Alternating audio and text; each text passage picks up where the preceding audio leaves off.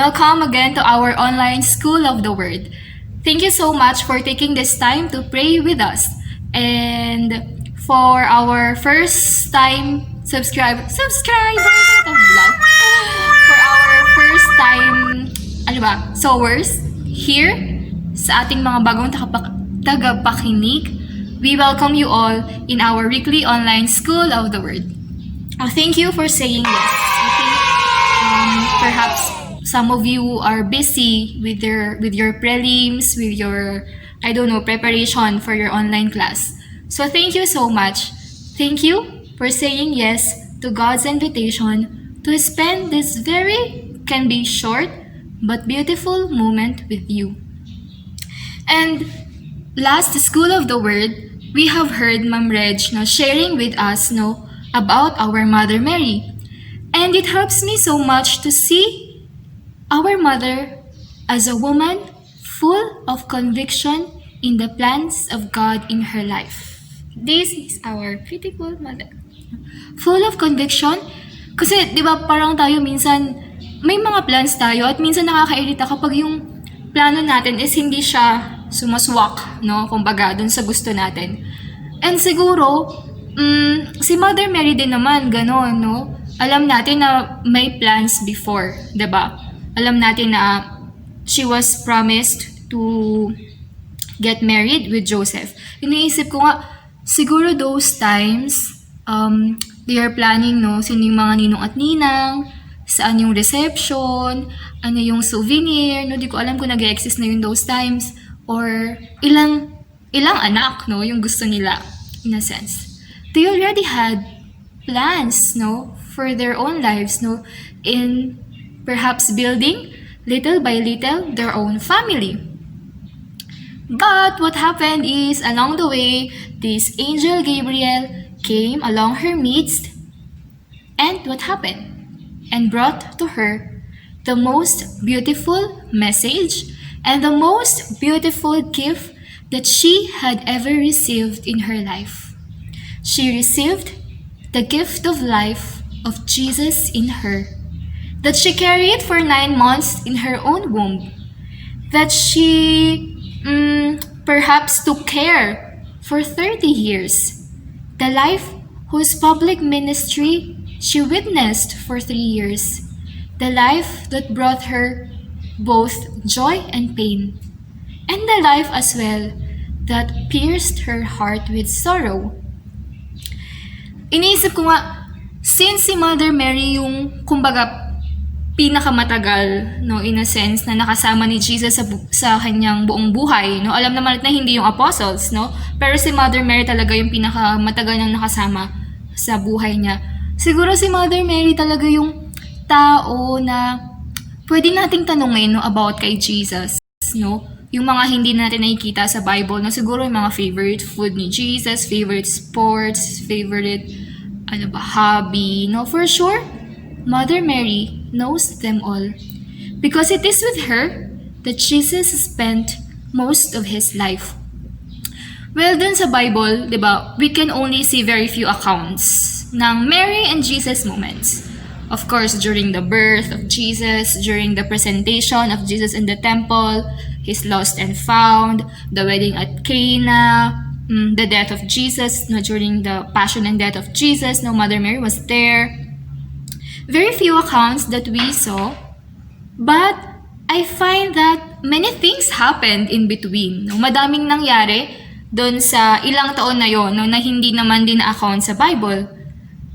For 3 decades in their hidden life in Nazareth, they surely have experienced many things together, many unseen, unheard, and simple moments that our mother treasured, pondered, and kept in her own heart. And in this time of prayer, this is the attitude that we can learn and the grace that we can ask from our mother to share with us. The grace to learn how to ponder and take care all the fond memories that we have with Jesus. To ponder our moments with Jesus. But what does it mean to ponder? They say that to ponder has a lot to do with remembering memories. But then the question is, what is a memory? So I searched in the dictionary and it says, human memory involves the ability to both preserve and recover information that we have learned or experienced. So memory is hindi lang siya katang isip, or it's not something created lang in our mind out of nowhere. But it is something that our perhaps own eyes see, our own ears listen to, or our own lives experienced and learned. And these memories, unfortunately, are not necessarily good, or they are not always good. Kasi meron tayong bad memories, di ba? May mga memories na nakakalungkot, no, na nakakagalit, na minsan kahit gusto nating kalimutan, is hindi natin makalimutan kasi it made an impact in our lives. No, yung mga memories na yun, siguro ayun yung inaway tayo or nang-away tayo, iniwan tayo or nang-iwan tayo. No, so yung memories is hindi lang siya, in a sense, good. Meron din naman tayong bad memories, no, that we all carry in our hearts, and in one way or another, affect us, 'di ba? Na nakaapekto naman sa atin. So minsan nga, 'di ba, kapag naglalakad lang tayo tapos naalala natin yung nang iwan sa atin or nanakit sa atin, 'di ba? Sobrang nag-change agad yung emotion natin, parang oh my gosh, we relieve the feelings, the pain, and all the words, no? So in a sense, memories really had an impact in our lives. But perhaps it is good to ask, what are these memories that our mother treasured in her heart? Ano ba yung mga alaala, no, na kinip ni Mother Mary, no, sa kanyang buhay? Sa isang commentary, no, one commentary said that when Mary pondered everything in her heart, she was reflecting on Jesus' words and actions, no, memorizing them so that she could relive them later and for all eternity. Reading this, I said, really, Mother Mary didn't want to miss a thing with Jesus. No, sabi nga ng isang kanta, I don't want to miss a thing. No, I don't want to miss a thing. Our mother did not miss a thing from and with Jesus. She kept in her heart their memories of perhaps sharing together, of moments perhaps teaching Jesus how to walk, how to write, how to bake. Mother Mary treasured the moments whenever he sees Jesus, no, making friends with other teenagers, no. Mother Mary treasured also the ups and downs of his own son. And I imagine our mother very attentive, as an attentive witness to the milestone of his own son, silently smiling and savoring all the growth that she sees in her own beloved son. And as Mother Mary pondered on all the words and gestures of Jesus, she was also seeing and pondering the fulfillment of God's promises in her life, through and with His own beloved child, Jesus. And makikita naman natin na these memories were precisely the memories that our mother held on to, no, to withstand in her suffering, no, when she saw Jesus' passion and death. And you know what? I realized that it's the same with us. It is precisely with our own personal memories with Jesus that we can hold on to in moments when difficulty and challenges come in our way. I remember this movie, Enola Holmes. No, it's on Netflix, you can watch. So Enola is the youngest sister of Sherlock Holmes and Mycroft. No, I forgot the other one. So she grew up with her mother alone, and one time her mother disappeared and Enola sets off to find her, without knowing where to start, until she remembered the memory of her mother painting a chrysanthemum. From there, she got another clue of what to do next. She gets clues of where to go from what she remembers from her mother. Her mother words, the signs that surrounds her, the people she encountered, how they train together, and how they learn things together. The moment when she was able to give up, she just remembers her mother, their moments together, her voice, and that moved her to stand up and fight again. And I find that this is true also, no, to all of us. We know that our following of Jesus is not a bed of roses. No, it's not just beautiful, happy feeling, no?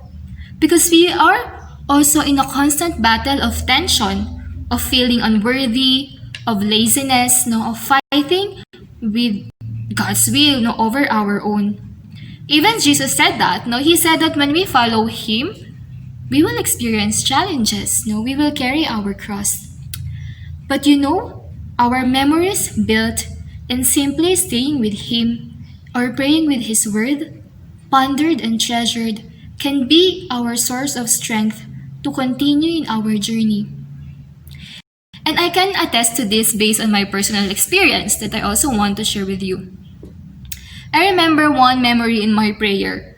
It was, I think I could say that it has been my life saver ba? Tama. Saver during the difficult and challenges times of my following of him. No? Especially kapag tinatamad ako, or especially when I question myself, no, why I am giving myself to share my prayer, no, to other young people. If I am not sure if nakakatulong ba talaga, no, sa kanila. So this experience of prayer happened last January 5, 2015, more or less 10:34 a.m. in Pandacan Chapel, Verbum Dei Chapel. And we were that time praying and preparing ourselves to welcome Pope Francis. No, ayun yung time na magvi-visit si Pope Francis. So we received the formation, and never will I forget this moment of prayer. The passage that really helped me and the starting point, I guess, really of my vocation is in Isaiah 42:6, when it says, because that time, the context is I was asking the Lord, no, like, Lord, why am I even in Verbum Dei? No. And I remember in that prayer, I recognized how Jesus was gazing at me with so much hope, no, with so much hope in my life, and telling me these words from Isaiah 42:6. Ange, I the Lord have called you and given you power to say that justice is done on earth. Through you, I will make a covenant with all peoples. Through you, I will bring light to the nations. Never will I forget until now, no, that feeling of, I don't know, that feeling inside me that someone is gazing at my life with so much hope in spite and despite my weaknesses, my sins.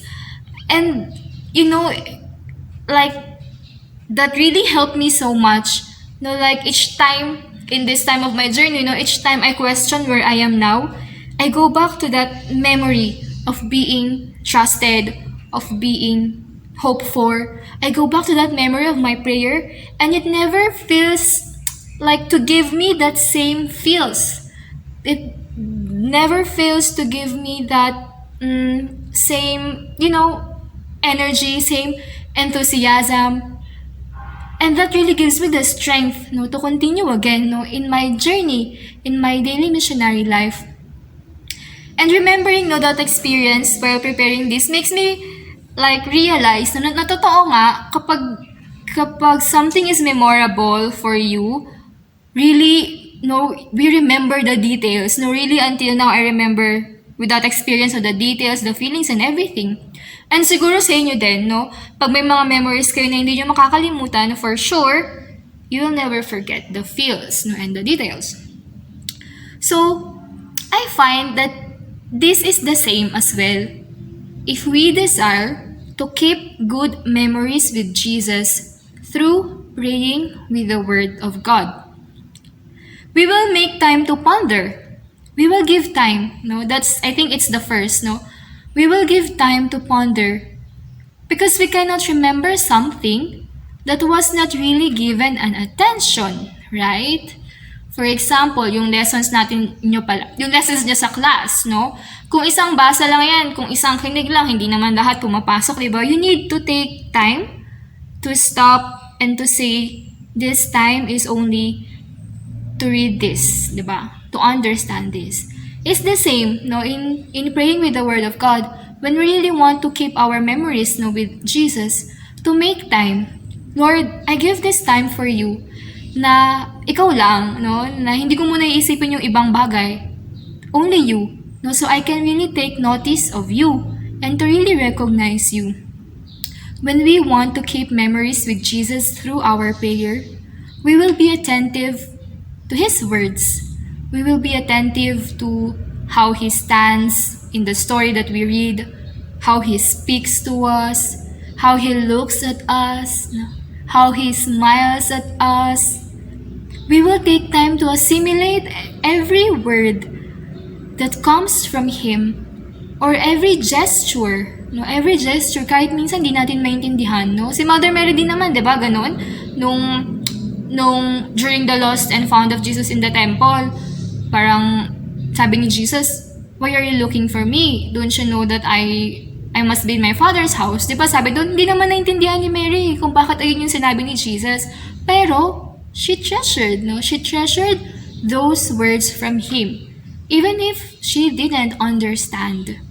No? At talaga naman na all throughout Mother Mary's life, no, she was very attentive, no, to the words, gaze, and gestures of Jesus to her and to others. Iniisip ko nga na siguro ayun din yung reason kung bakit Mother Mary found it easy to gather the disciples and to accompany them as well, no, during and after the death and resurrection of Jesus. Kasi siya, nakita niya na mismo with her own eyes, she treasured with her own eyes, in her heart, in her life, how Jesus also accompanied his very own disciples. No? Parang for me, in a sense, hindi na mahirap yun para kay Mother Mary kasi nga, she already, see it with Jesus. She herself remembered how Jesus was doing it in His daily life and in His ministry.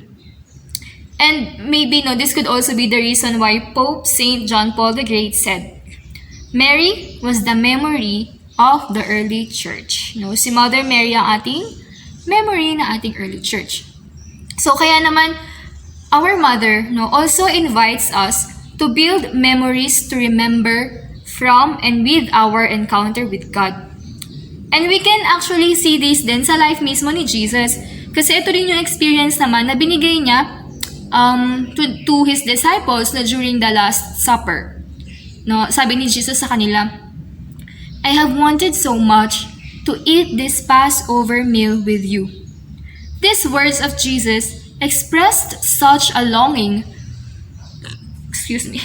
such a longing, for that moment to come, a moment He would like His disciples to remember. Their last supper together before He suffers. What He did, as we know, He took a cup of wine and a piece of bread, gave it to the disciples, saying, Do this in memory of me. Do this in memory of me. Jesus asked them to remember this gesture of love of Him, and He invites them to do the same, with others. Jesus asked them to remember this breaking of the bread as a gesture of love for them, and He invites them to do the same for others. So with that, I remember this old song entitled Perhaps Love by John Denver, and it goes like this.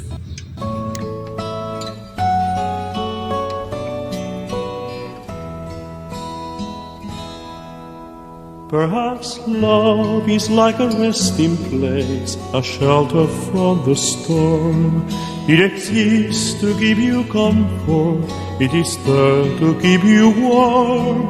And in those times of trouble, when you are most alone, the memory of love will bring you home.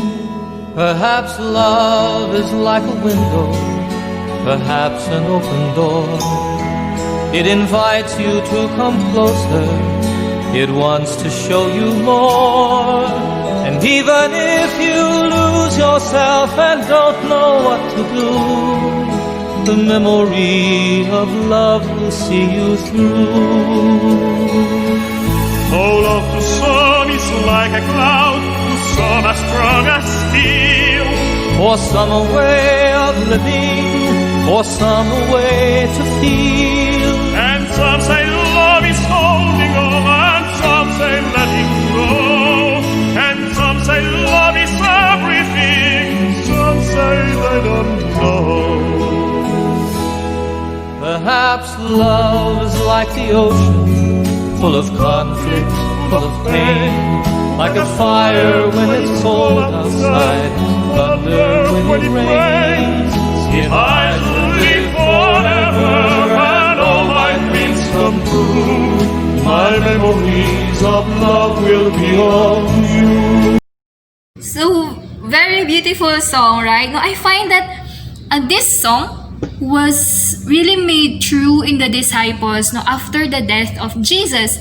The disciples, as we know, no, they were challenged and disappointed and they were afraid when Jesus died.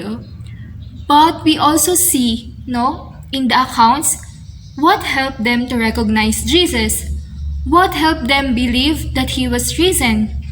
What made them restored again? It was their memory of love with Him.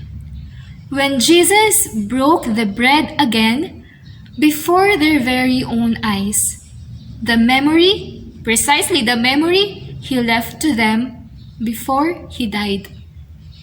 And this can be the very same experience that we can have when we continue to nourish our relationship with Jesus in our daily life through praying with His Word. That could be the memories that we could hold on to when trials come in our way. Our memories with how He sustained us, provided us, encouraged us, and guided us would help us to hope in Him whenever we encounter the same struggle. Because from our memories, we already know that God did not abandon us. So then, He will continue to take care of us. No, kapag na-experience na natin at na-treasure na natin yung moments before na uy, nag-struggle ako dito before pero I was able to do because Jesus helped me. So kapag na-experience ulit natin that same struggle, we know and we are more confident. I can do this because God is with me and He wants help me to go through it and He will again do it for me. That memory gives us hope. And I find as followers of Christ, no, I think we desire to learn how to, in a sense, accompany people, how to lead them back to God. And I find that actually what helps the people to know and to welcome God in their lives is hindi naman din yung mga idea or ano bang mga magagandang quotation. But in my personal experience, I find that what helps more the people are the personal experiences I shared with them, with Jesus. My memories with Jesus. When I share to others my memories with Jesus that I have in my heart, that I treasured, it helps them as well. Kaya naman, when we create, ponder, and treasure every step of the way of this challenging yet exciting and beautiful journey of Jesus with us, we are also actually gathering materials to help people in their following. Because what we give to people is not something that is only in our mind, but we give them our own memories with Jesus. Because that is our discipleship. It is a life of milestones and memories. So in this prayer, I just simply invite you, let us ask our Mother to share with us her heart that always ponders, her heart that is always attentive to the voice and gestures of Jesus, her heart that knows how to treasure all the moments with His beloved Son, so that like her, we too, as followers of Jesus, may be sustained by the beautiful memories in our journey that Jesus is walking with us personally. And through this, surely, we can also be witnesses to others, just like our Mother Mary. So, in this time of prayer, I simply invite you to pray and stay with Mary as you remember your moments, your memories with Jesus. So, I would like to give these questions that could help you in your prayer. So, the main passage that we will take is the one of Luke 2:19, where very no one-liner when Mary treasured and pondered all these things in her heart. So, we will have it as a guide as I also give you the questions. So, first, maybe it's good not to know what is a good memory and a bad memory that you can remember that happened in your life and how that memory marked you in your life. And second, what is your experience of prayer with Jesus that you could remember and made an impact in your life? And what did Jesus tell you in that prayer that you could not forget? And the third, what do you want to learn from Mother Mary so you can continue to grow in your relationship with Jesus? Perhaps her attentiveness, diba, to the words and gestures of Jesus, or her availability to spend time with them. So, enjoy your prayer with our own Mother.